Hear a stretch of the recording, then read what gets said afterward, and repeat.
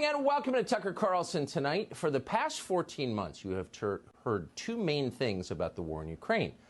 The first is that the war in Ukraine is a war of national sovereignty. It is not a proxy battle between superpowers.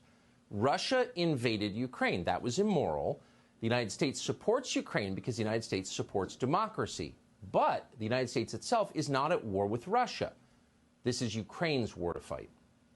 The second thing we have heard over and over again is that Ukraine is winning that war. Ukrainian troops are brave and noble. Russian troops are evil and incompetent. The Ukrainians are beating the Russians. In the end, their victory is inevitable.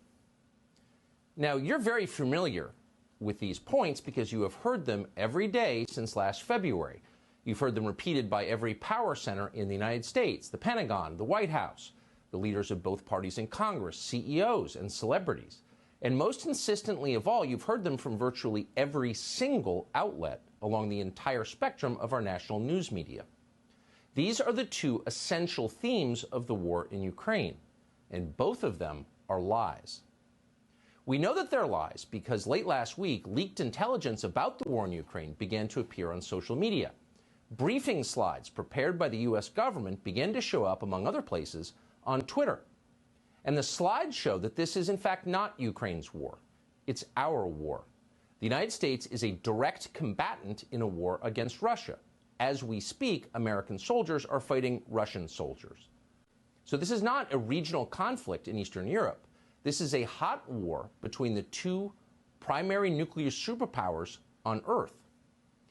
And yet this war has never been formally declared. It has not been authorized by Congress. And for that reason, this war is a violation of American law. It is a crime. The second thing we learned from these slides is that despite direct U.S. involvement, Ukraine is in fact losing the war. 7 Ukrainians are being killed for every Russian. Ukrainian air defenses have been utterly degraded. Ukraine is losing. The Biden administration is perfectly aware of this. They're panicked about it, but they have lied about this fact to the public. Just 2 weeks ago, for example, Secretary of Defense Lloyd Austin told the U.S. Senate that Russian military power is, quote, waning. In other words, Russia is losing the war. That was a lie. He knew it was when he said it, but he repeated it in congressional testimony. That is a crime. But Lloyd Austin has not been arrested for committing that crime.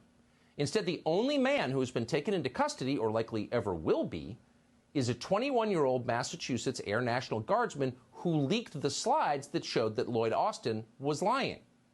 He revealed the crimes, therefore he's the criminal.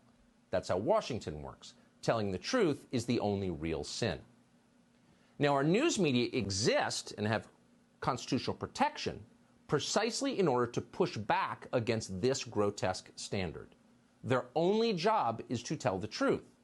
And yet tonight, the news media are celebrating the capture of the kid who told Americans what's actually happening in Ukraine. They are treating him like Osama bin Laden, maybe a little worse, actually, because unlike al-Qaeda, apparently this kid is a racist. Here's CNN. The Washington Post, as you know, reviewed video of this suspect yelling racial and anti-Semitic slurs. Is this a dangerous person? This air guardsman who's now been taken into custody had talked about being a gun enthusiast, had been at gun ranges. He's obviously a member of the military. And he's the big guy in the scene. Somehow he has access to this kind of information, and that makes him even larger. A person who thinks they know better than everyone else, they're smarter than everyone else in their view. That this is a 21-year-old man. He's described as a gun enthusiast. Feels like, in some of these descriptions, somebody who's maybe hungry for power. So this 21-year-old Air National Guardsman from Massachusetts is not a whistleblower, CNN explains, with the help of the many intelligence agency figures it has now hired as analysts. No, he's not a whistleblower. He's a criminal. Because he is, unlike the people who run our government, quote, hungry for power. And because this 21-year-old was so hungry for power, federal law enforcement had to swing into action with unfamiliar speed and efficiency and apprehend him. He was that threatening. Now, keep in mind, as of tonight, we still don't know where Jeffrey Epstein got hundreds of millions of dollars. We have no idea. Nor do we know what he did for a living. We don't know who left pipe bombs on Capitol Hill on January 6th, 2 of them. We don't know who leaked the Supreme Court decision overturning Roe v. Wade. We can't even say for certain who killed the president of the United States, because after 60 years, the Biden administration is still hiding thousands of pages of classified documents from the Kennedy assassination, just as they are hiding more than 1 billion other classified documents. But tonight, we can say for dead certain who embarrassed Toria Nuland and Joe Biden, and that kid is going to jail for a long, long time. That's the standard. The media are fine with that standard. Watch this remarkable exchange on Monday of this week between the White House press corps and Biden flack John Kirby. Without confirming the validity of the documents, this is information that has no business in the public domain. It has no business, if you don't mind me saying, on the pages of front pages of newspapers or on television. It is not intended for public consumption, and it should not be out there. So the fact that U.S. soldiers are fighting Russian soldiers in a war in Ukraine has no business in the public domain. The fact that the country we are backing and fighting alongside is losing, not winning, has no business in the public domain. You have no right to know what your government is doing in your name with your tax dollars and with the future of your children and grandchildren. You have no right to know. Shut up and stop asking relevant questions. Okay, said the media. And if you want to get really sick to your stomach, go pull a transcript from the Pentagon briefing today, where news reporters asked Flax from the Pentagon, what are we going to do to keep information like this secret in the future? Not one question about the substance of the information. We're fighting a war against Russia directly? Really? Don't they have the largest nuclear arsenal in the world? Not one question. How can we help you keep it secret? Those were the questions. And not only are the media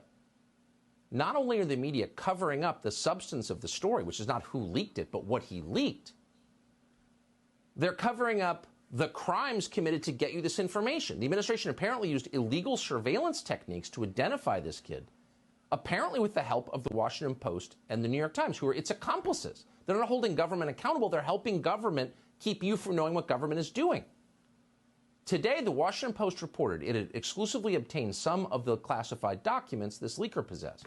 Quote, the Post also reviewed approximately 300 photos of classified documents, most of which have not been made public. Some of the text documents the leaker is said to have written out. So we've got two problems here.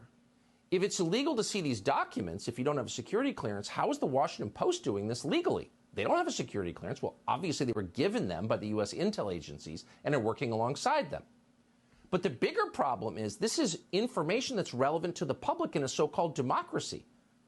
You can't lie about things that jeopardize our collective future and get away with it. And you certainly shouldn't be doing that with the assistance of the news media. The news media whose job it is to inform you of what your government is doing. But instead they are working actively late into the night to lie to you on behalf of their masters in permanent Washington.